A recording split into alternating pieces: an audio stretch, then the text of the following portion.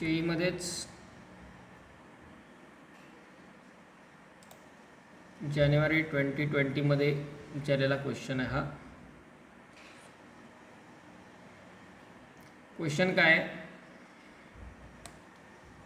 If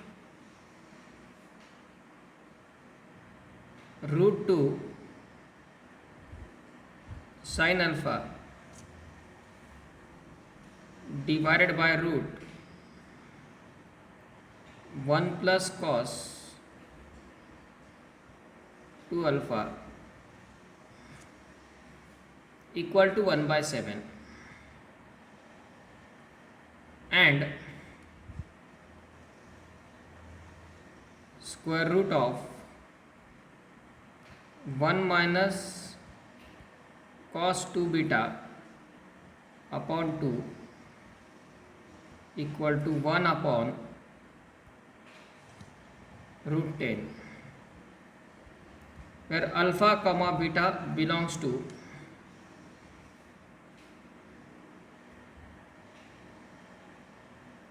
open interval 0 to π/2.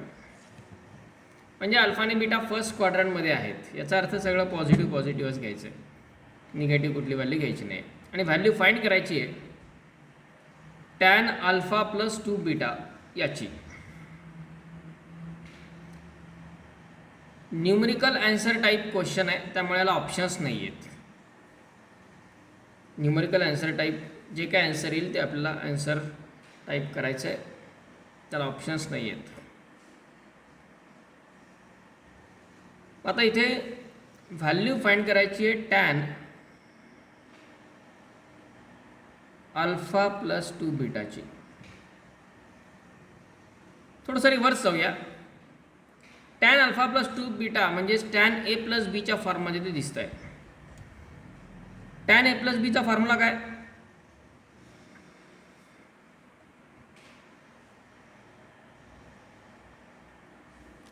Tan a plus B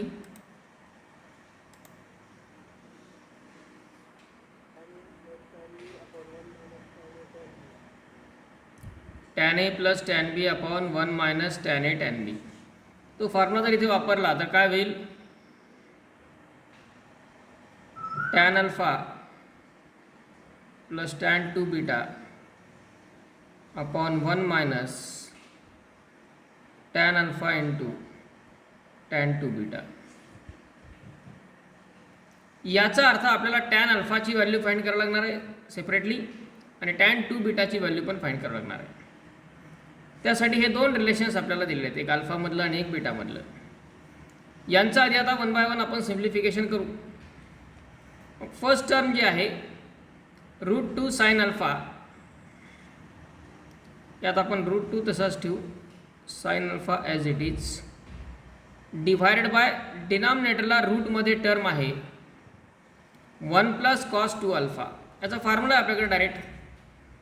1 plus cos 2 alpha म्हणजे 1 plus cos 2 theta काय येईल, 2 cos square alpha equal to 1/7 दिलाय. म्हणजेच √2 sine alpha upon डिनॉमिनेटरला cos square अल्फाचं square root निघून जाईल, 2चं मात्र स्क्वेअर रूट तसंच राहील. म्हणजे टर्म येईल √2 cos alpha equal to 1/7. √2 cancel, sine alpha upon cos alpha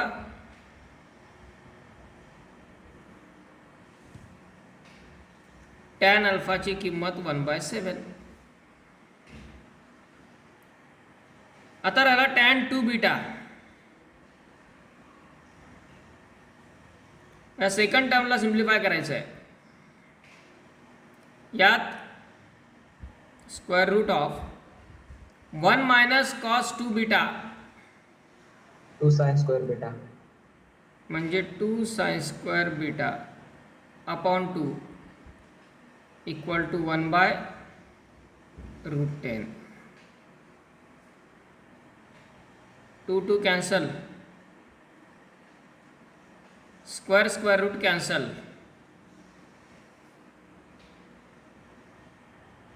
म्हणजे साइन बीटाची किंमत 1/√10. टॅन अल्फा तर डायरेक्ट मिळाला, पण टॅन 2 बीटा डायरेक्ट नाही मिळाला. आपल्याला टॅन 2 बीटापर्यंत जायचं आहे.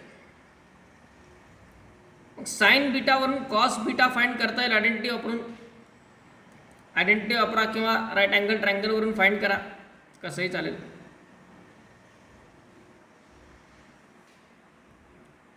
कॉस स्क्वेअर बीटा म्हणजे 1 - साइन स्क्वेअर बीटा.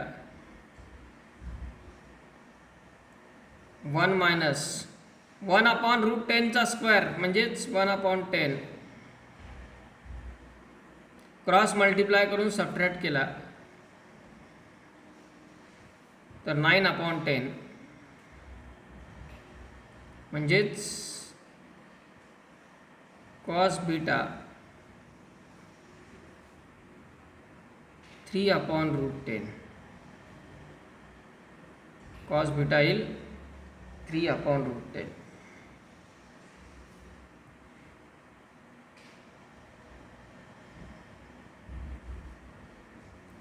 आता यामध्ये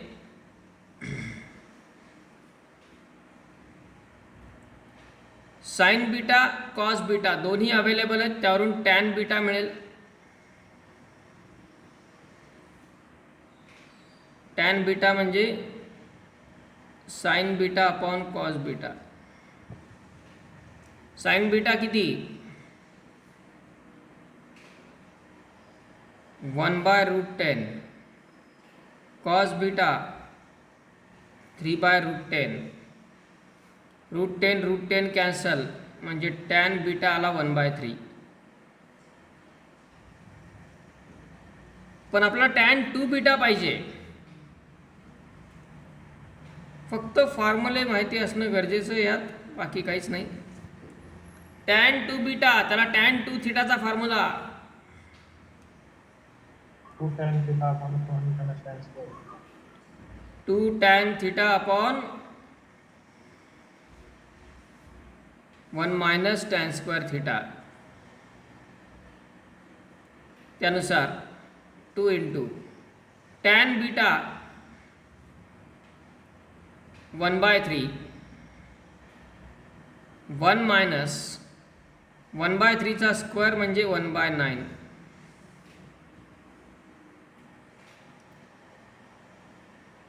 1/3 स्क्वेअर 1/9 इक्वल टू 2/3 अपॉन 1 - 1/9 8/9. त्याला वाटल्यास आपण 2/3 मल्टिप्लाइड बाय 9/8 असं लिहू शकतो. 3 कॅन्सल, इथे 2 कॅन्सल, 3/4. आणि या व्हॅल्यूज आता यूज करायच्या आहेत या फॉर्म्युल्यामध्ये. Tan alpha 1/7 plus tan 2 beta 3/4 divided by 1 - 1/7 × 3/4. 4 + 21 cross multiply करून ॲड करा. 4 + 21 म्हणजे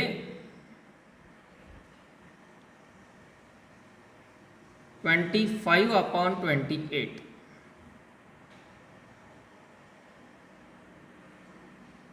डिवायडेड बाय डिनॉमिनेटरला पण हा 28 येणारच आहे. 28 - 3 25/28. ते दोन्ही कॅन्सल होतील. So answer is 1.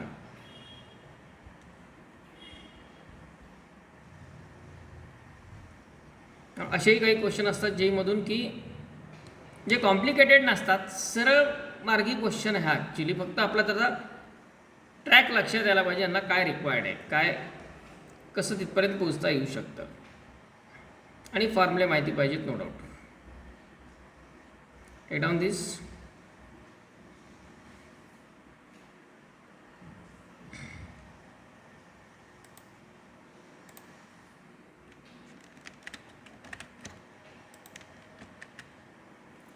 Next one,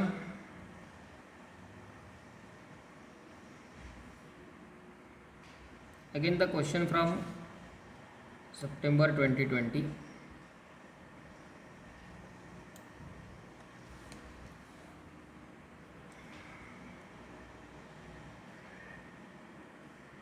See the question carefully. If L equal to sin square pi by 16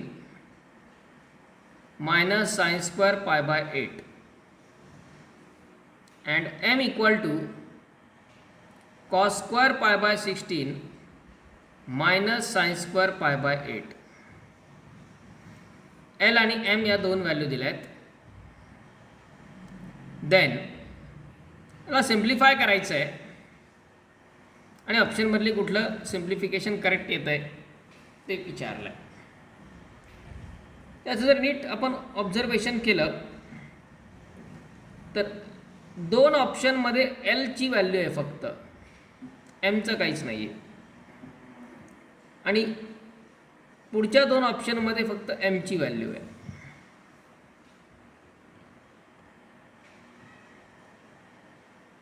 म्हणजे नशिबावर डिपेंड आहे.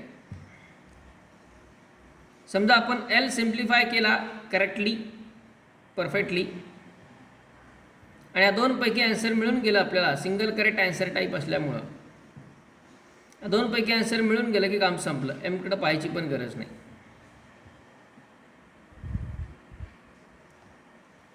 पण जर एलची व्हॅल्यू सिम्प्लिफाय करून या दोनपैकी एक नाही आली तर एमला सिम्प्लिफाय करावंच लागेल.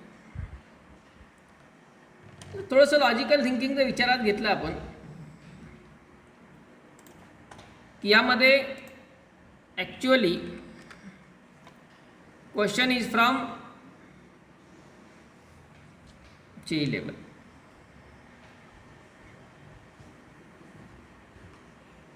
असं तर होणार नाही की अर्धच काम करायला सांगतील अर्ध्यावरतीच काहीतरी होऊन जाईल.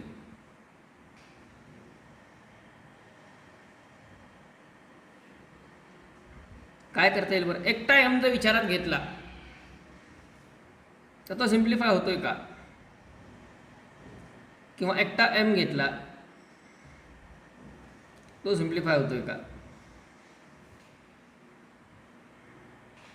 ट्रायंगल पाय बाय 4 च्या मल्टिपल मध्ये त्याला आधी पाय बाय 4 मध्ये कन्वर्ट करून सॉल्व्ह केलं तर येऊ शकतं. कारण 1 बाय रूट 2 ची व्हॅल्यू दिसते. Be careful. हे टर्म्स पाहत असताना पाय बाय 4च्या डबल म्हणजे पाय बाय 8 होत नाही. पाय बाय 4च्या 4 पट म्हणजे पाय बाय 16 होत नाही. हे आधी लक्षात घेतलं पाहिजे. जर आपण पाय बाय 4चा डबल केला तर तो पाय बाय 2 येतो.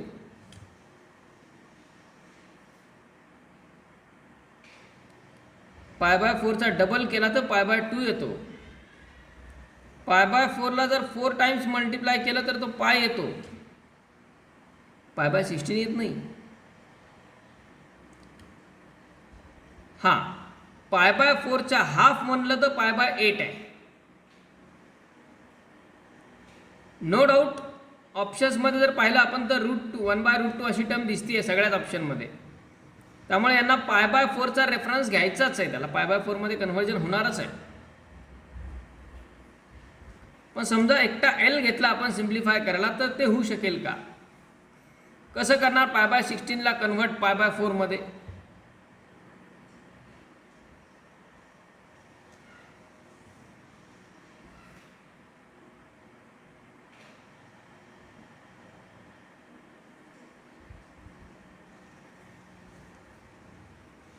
पाय बाय 4च्या हाफ केला तर पाय बाय 8 येतो.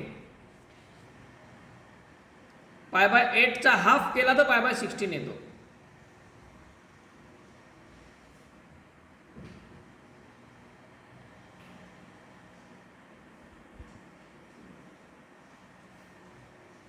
आता ह्या टर्म केअरफुली ऑब्झर्व करा. हे एक एकटे घेतले तर एक एकटे नाही सिम्प्लिफाय होणार. तुमचे डबल अँगल हाफ अँगल फॉर्म्युलांचं ऑब्झर्वेशन किती आहेत माहीत नाही, कारण π/16 जर आपण डबल केला तर π/8 होतो आहे. π/8 डबल केला म्हणजे आपला अँगल हाफ नाही करायचे, अँगल डबल करायचे. थिटाला 2 थिटामध्ये कन्व्हर्ट, साइन स्क्वेअर थिटाला किंवा कॉस स्क्वेअर थिटाला 2 थिटामध्ये कन्व्हर्ट करता येतं. काय फॉर्म्युले?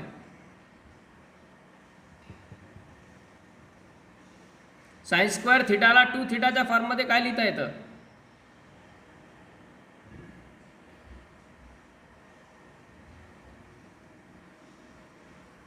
One minus cos 2 theta upon 2.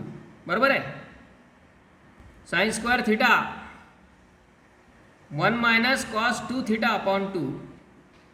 तो रिझल्ट आपण इथे वापरू शकतो. त्यांनी π/16चं π/8 मध्ये कन्व्हर्जन होईल.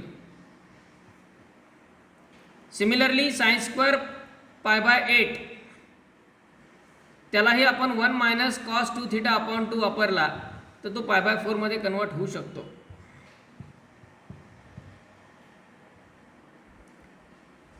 हा π/4 मध्ये कन्वर्ट होईल आणि हा π/8 मध्ये, अशा टर्ममध्ये. त्या π/8 वाल्याला परत डबल करायचं आहे, ते मात्र या प्रकारे अवघड जाईल. करून पहा.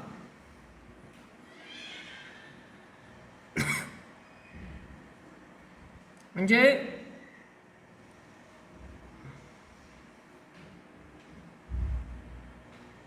यानुसार साइन स्क्वेअर π/16 ला जर हा फॉर्म्युला वापरला तर तो होईल 1 मायनस कॉस 2 π/16 अपॉन 2, म्हणजेच 1 minus cos π/8 upon 2.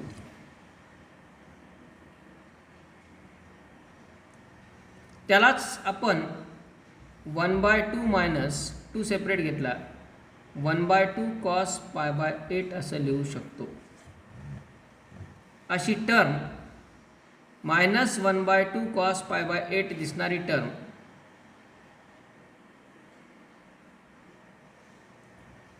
One by two cos π/8 आहे, 1/2 कॉस π/8 आहे.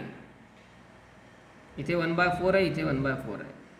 मायनस नाही आहे, पण बघूया अजून काही त्याचं फायनल आपण हे केलं नाही. फक्त हे एवढाच तुकडा घेतला आपण त्याचा, की काय घडतंय ते पाहायला. π/8 असा येतोय. तर हाच रिझल्ट आपण जर पुढच्या टर्मला वापरला, म्हणजे साइन स्क्वेअर π/8 ला तोच फॉर्म्युला वापरला तर 1 मायनस कॉस 2 π/8 अपॉन 2, म्हणजे तो होईल 1 minus cos π/4 upon 2 equal to 1/2 separate घेऊ आपण. 1/2 मायनस 1/2 कॉस π/4 ची किंमत 1/√2. बरोबर आहे. आणि आता या दोन व्हॅल्यूजवरून आपण एल लिहू शकतो. म्हणजे एल काय होईल,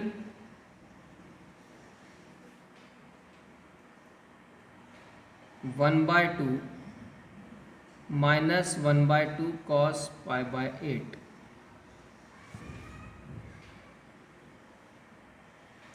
याची किंमत टाकली आधी, बरोबर आहे. ही पहिल्या टर्मची व्हॅल्यू ही टाकली. तर मायनस दुसरी टर्म आहे. मायनस म्हणजे तो मायनस या दोघांनाही मल्टिप्लाय होणार, म्हणजे तो येईल मायनस 1/2 प्लस 1/2√2. बरोबर. Minus 1/2 plus 1/2√2. यातला 1/2 कॅन्सल झाला, म्हणजेच एल इक्वल टू 1/2√2 ती पॉझिटिव्ह टर्म आहे ती आधी लिहिली, -1/2 cos π/8. ही व्हॅल्यू एलची आहे का बघा चेक करून. ऑप्शन बी तर नाहीच, कारण 1/4√2 -π/4 1/4 येतोय त्यात, आपला 1/4 आलाच नाही, त्यामुळे ऑप्शन बी तर कॅन्सल झाला.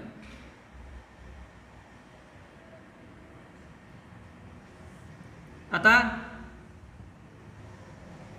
ऑप्शन ए, टर्म त्या दिसत आहेत पण थोडासा चिन्हाने घोळ केला. पहिली टर्म आपली 1/√2 आली आहे, इथं -1/2√2 दिलेलं आहे.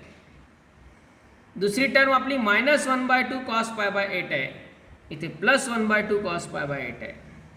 फक्त चिन्हात बदल आहे, तेवढाही चालणारा नाही आहे आपल्याला, म्हणजे ऑप्शन ए पण कॅन्सल. बरोबर आहे. याचा अर्थ याचं आन्सर ऑप्शन सी किंवा डी पैकी एक आहे, म्हणजे ते एमच्या व्हॅल्यूवरती आहे. एमच्या व्हॅल्यूवरती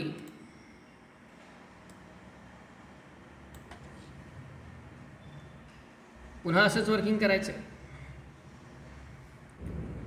त्यात एक व्हॅल्यू तर आपण ऑलरेडी फाइंड केलेली आहे, ही sin² π/8 ची, म्हणजे एका व्हॅल्यूचं काम भागलं आपलं. एकच तर टर्म फाइंड करायची, एकच व्हॅल्यू, ती म्हणजे cos² π/16. हां,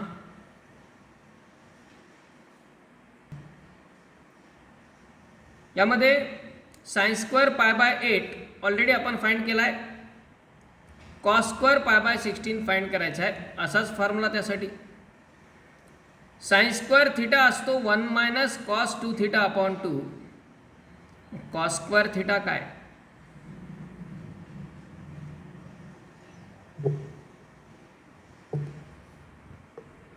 cos² θ plus 1/2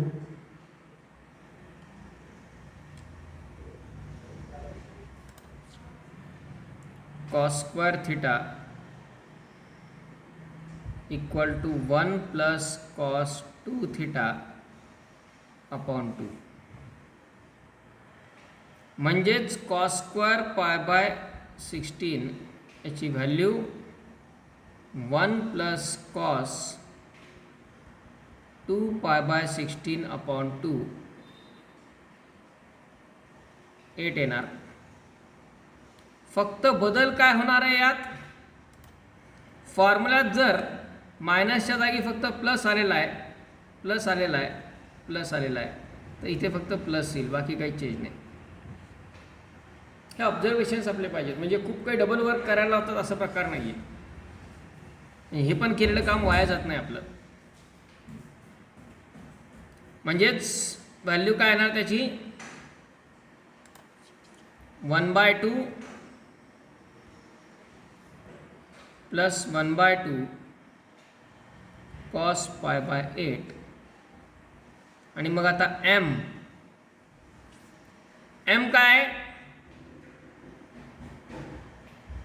cos² π/16 minus sin² π/8.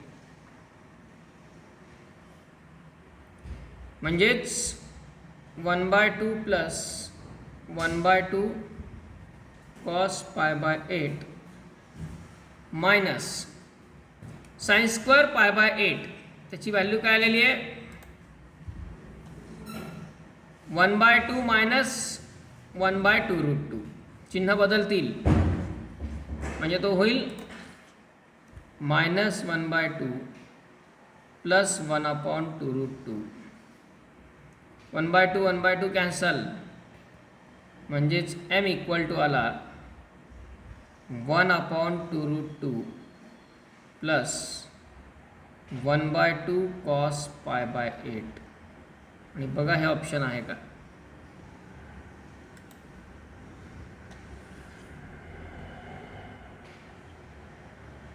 D last. Okay. ही झाली. आपण दोघांनाही सेपरेटली विचारात घेतलं, प्रत्येक टर्म सिम्प्लिफाय केली. प्रत्येक टर्म म्हणजे 4 म्हणजे आपल्याला एक टर्म तर कॉमन आहे, 3 टर्म सिम्प्लिफाय कराव्या लागल्या. ह्याला दुसरा मार्ग असा की दोघांचा ॲट ए टाइम विचार करायचा. याला इक्वेशन 1 आणि याला इक्वेशन 2 गृहीत धरलं. आधी एल प्लस एम फाइंड केला, दोघांचं ॲडिशन केलं तर काय होईल? Sine square pi by 16 plus cos square pi by 16 याची व्हॅल्यू 1 येणार. Sine square theta plus cos square theta equal to 1, बरोबर आहे. आणि हे दोन्ही सारखेच ॲडिशन येईल -2 साइन स्क्वेअर पाय बाय 8. म्हणजे एल प्लस एम जर घेतला तर एल प्लस एम काय येतो? 1 - 2 साइन स्क्वेअर पाय बाय 8. आणि मग 1 - 2 साइन स्क्वेअर थिटा म्हणजे कॉस 2 थिटाच. आणि कॉस 2 थिटा म्हणजे तो होईल cos pi by 4. Cos pi by 4 ची व्हॅल्यू 1/√2. हा एल प्लस एम येईल. आणि असाच एल मायनस एम फाइंड करायचा, म्हणजे यातून पहिल्यातून दुसरा मायनस करायचा. एल मायनस एम जर फाइंड केला किंवा एम मायनस एल करा, थोडक्यात एम मायनस एल, तर साइन स्क्वेअर कॅन्सल होईल. Cos square theta minus sign square theta तोही कॉस 2 थिटाच. म्हणजे एम मायनस एल तो येईल कॉस पाय बाय 8. आणि मग आता हे दोन इक्वेशन परत सॉल्व करायचे.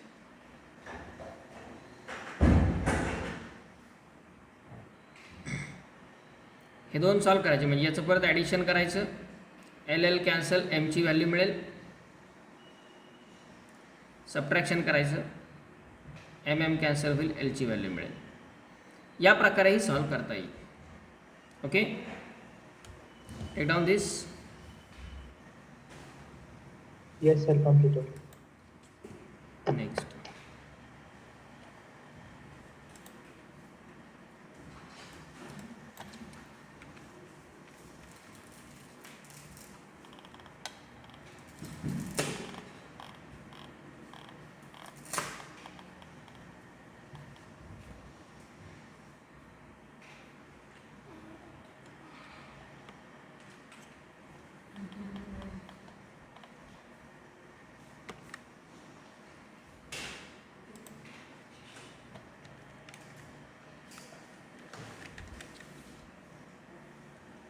Next one,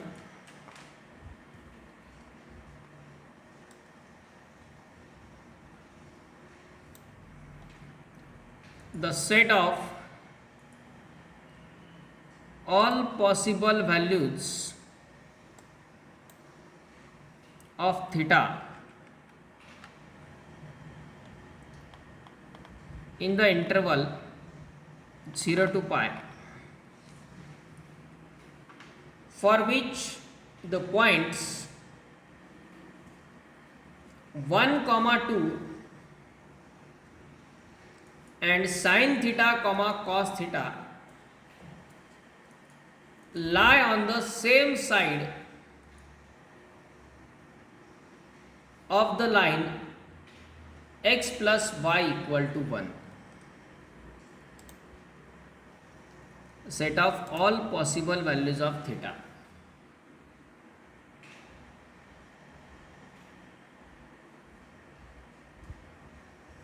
थिटाच्या सगळ्या पॉसिबल व्हॅल्यूज ज्या की 0 to pi या इंटरवलमध्ये आहेत अशाच व्हॅल्यू पाहिजे आपल्याला. आणि त्यांनी कुठली कंडिशन सॅटिस्फाय करायला पाहिजे? 1, 2 हा एक पॉईंट आणि साइन थिटा, कॉस थिटा हा एक पॉईंट,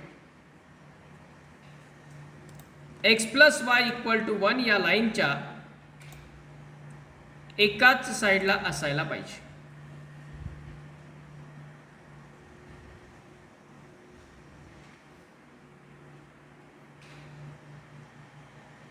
आता याला काय कन्सेप्ट वापरता येईल? नॉर्मली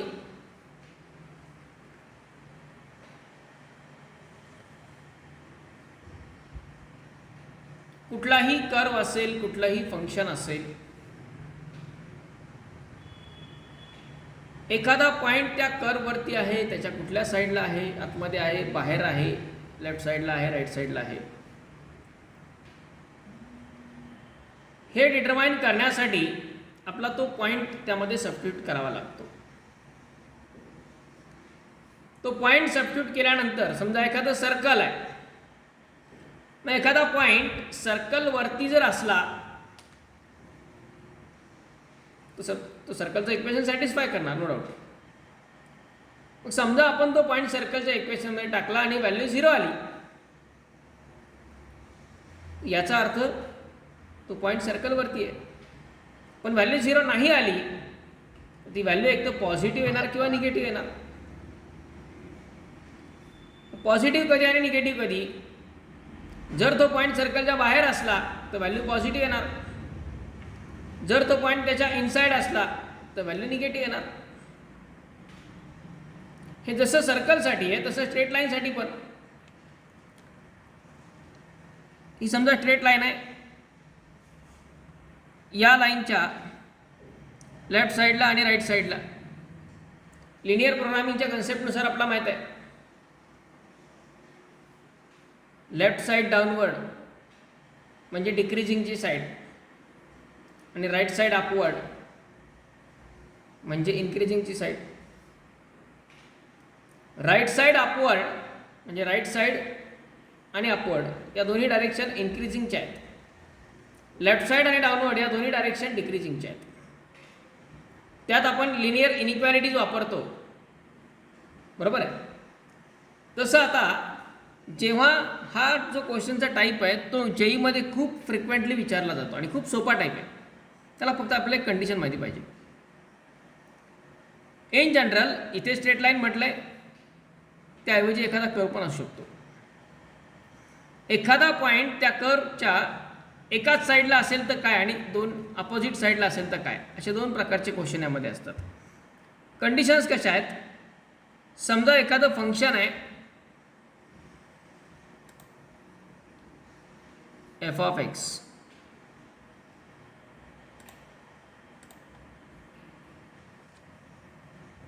एफ ऑफ एक्स हे फंक्शन आहे. त्यामध्ये जर एफ ऑफ ए आपण वाटल्यास एक्स कॉमा वाय मध्येच लिहते, for function f of x comma Y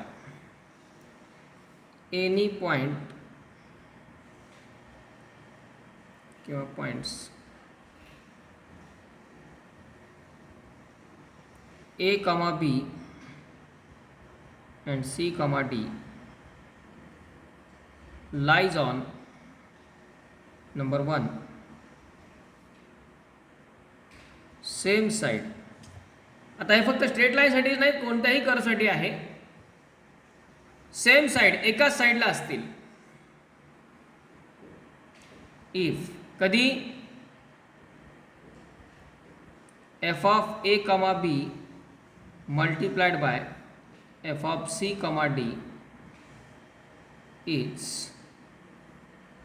greater than 0. म्हणजे हा पॉईंट या फंक्शनमध्ये टाकायचा, हा पण पॉईंट या फंक्शनमध्ये टाकायचा.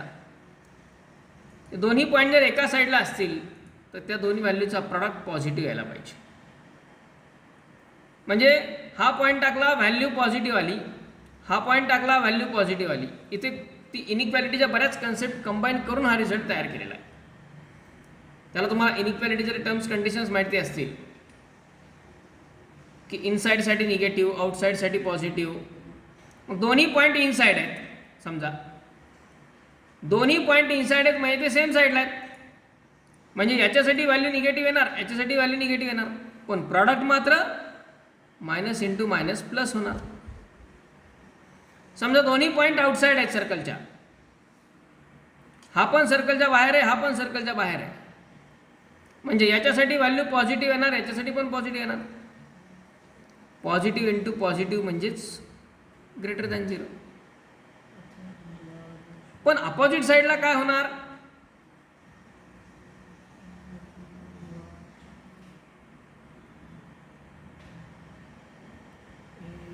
समजा हा पॉईंट सर्कलच्या आतमध्ये, मग याच्यासाठी व्हॅल्यू निगेटिव्ह येणार फंक्शनची, आणि हा आउटसाइड आहे, याच्यासाठी व्हॅल्यू पॉझिटिव्ह येणार. मग negative multiplied by positive negative होणार. किंवा हा बाहेर आहे, हा आतमध्ये, positive multiplied by negative negative. त्या दोन सेपरेट कंडिशन्सवरून हे रिझल्ट तयार आहे. म्हणजेच f of a comma b multiplied by f of c comma d is less than 0.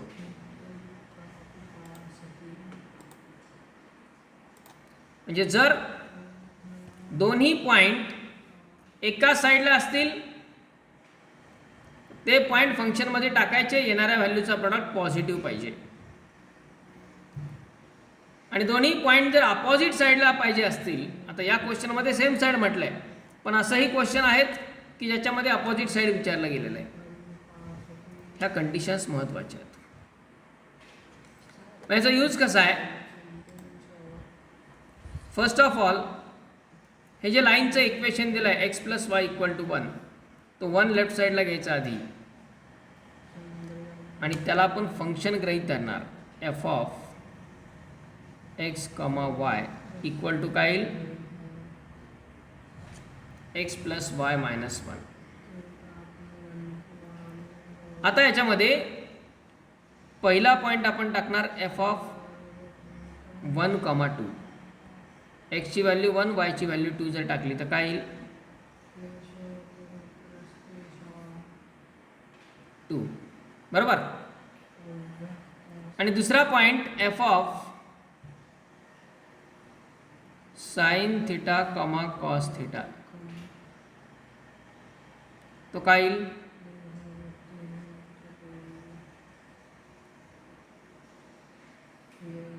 Sign theta plus cos theta minus 1. Sine theta plus cos theta minus 1. आता हे दोन्ही पॉईंट सेम साईडला पाहिजेत, as points are on same side, therefore f of 1 comma 2 multiplied by f of sin theta comma cos theta is positive. हा product positive यायला पाहिजे, product greater than 0 यायला पाहिजे. एफ ऑफ 1 कॉमा 2 म्हणजे त्याची value आलेली आहे 2, आणि F of sine theta comma cos theta, sign theta plus cos theta minus 1 greater than 0. हा प्रोडक्ट पॉझिटिव्ह यायला पाहिजे. मग हा 2 पलीकडे डिवाइड घ्या. 2 जर 0ला डिवाइड झाला तर कॅन्सल होऊन जाईल. म्हणजेच sign theta plus cos theta minus 1 is greater than 0.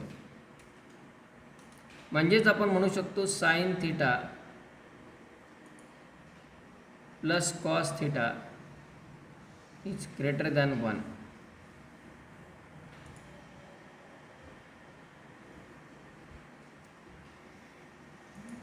आता इथून पुढे दोन प्रकारे जाता येईल. एक म्हणजे ऑप्शन्सचा यूज करून, किंवा आपला कर्वचा अभ्यास असेल, ग्राफचा, साईनचा ग्राफ, कॉसचा ग्राफ, तर त्याच्यावरून आपण ऑप्शनमधली इंटरवल डिसाईड करू शकतो की या दोघांचं ॲडिशन 1 पेक्षा मोठं यायला पाहिजे. दुसरा मार्ग म्हणजे आपण डायरेक्ट याला सिम्प्लिफाय करून इंटरवलच फाइंड करू शकतो. तो मार्ग सोपा आहे, कारण त्याच्या सिम्प्लिफिकेशनचा एक मार्ग आपल्याकडे अवेलेबल आहे. साईन प्लस कॉस अशी जर टर्म आली तर सिम्प्लिफाय कसा करायचा? थ्रूआउट 1/√2 न मल्टिप्लाय करा. 1/√2च का? दोघांचा कोइफिशियंट सारखा आहे म्हणून. एक टाईप आठवत असेल अशा प्रकारचा ट्रिग्नोमेट्री मधला, इन्व्हर्समध्ये पण तो वापरलेला. Sign theta plus cos theta coefficient 1 आहे, त्यांचा सेम आहे. 1/√2 न मल्टिप्लाय केलं तर टर्म येईल 1/√2 sine theta plus 1/√2 cos theta is greater than 1/√2.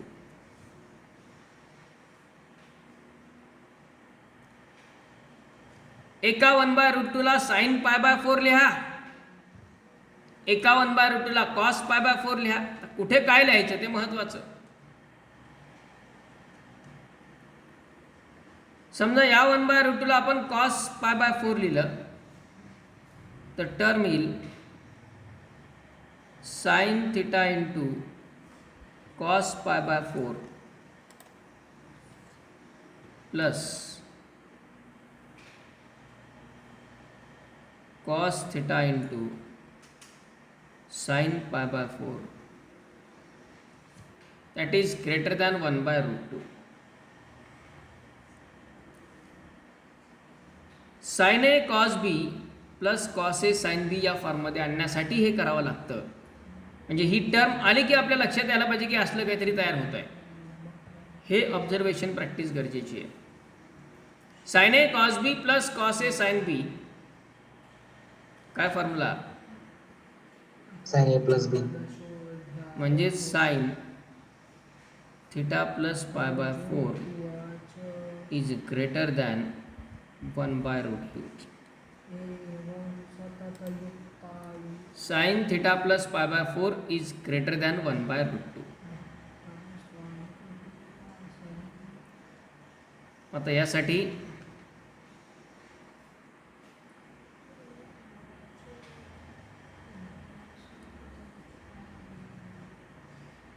Yes, हे कधी शक्य आहे?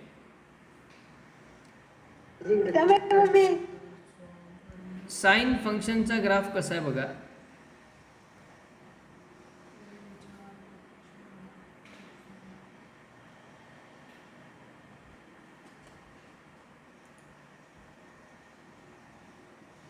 आपल्याला काय फक्त एवढाच 0 to π एवढाच विचार करायचा आहे, त्यामुळे पुढच्या ग्राफची गरज नाही. 0 इथे असतो अँगल π/2, इथे असतो अँगल π. ज्यावेळी अँगल π/2 आहे त्यावेळी साईनची व्हॅल्यू 1 येते. ज्यावेळी अँगल π/4 आहे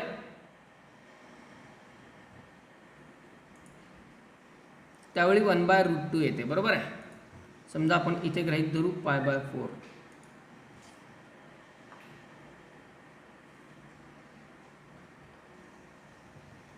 साइन π/4 ची किंमत 1/√2 येते. आता आपल्याला हा जो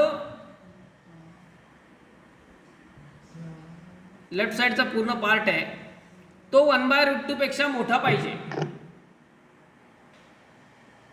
तो 1/√2 पेक्षा मोठा पाहिजे. 1/√2 पेक्षा मोठा आपण जर विचार केला, ही ग्राफ जर व्यवस्थित ऑब्झर्व केला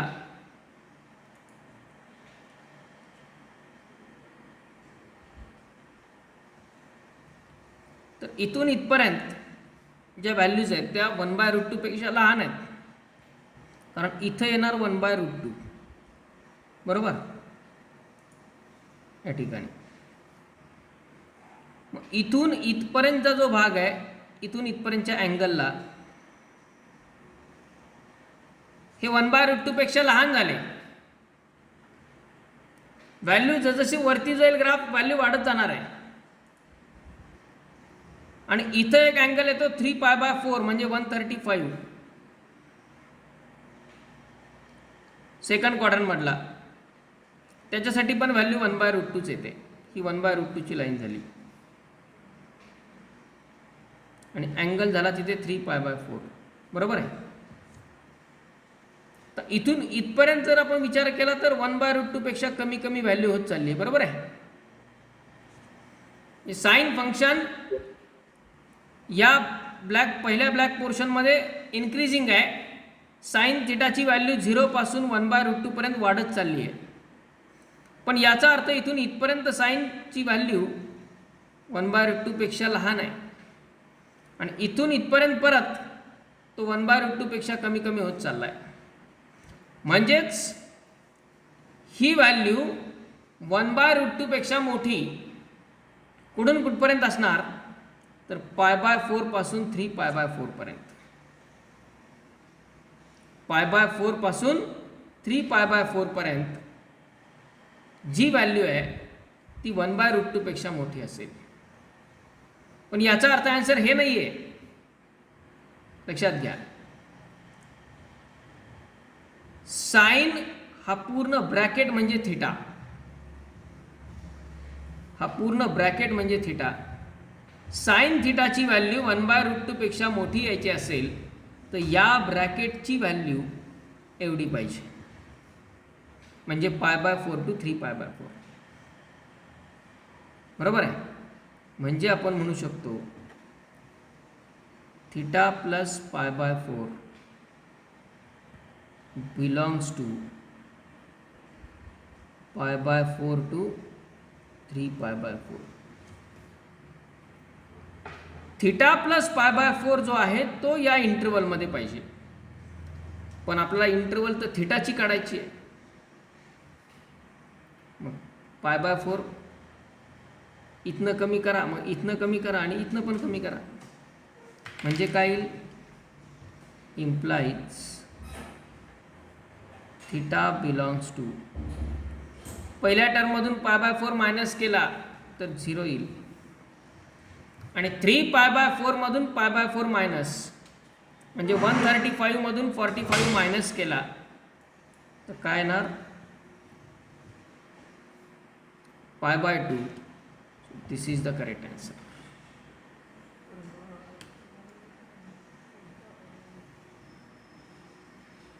कन्सेप्च्युअल क्वेश्चन आहे. फंडामेंटल कन्सेप्ट प्रॉपर पाहिजेत, ग्राफचं रिडिंग प्रॉपर पाहिजे की व्हॅल्यू वाढतायत म्हणजे नेमकं काय होत आहेत, कुठून कुठपर्यंत वाढतात, कुठून कुठपर्यंत काय होतं, हे महत्त्वाचं. हे डाऊन दिस.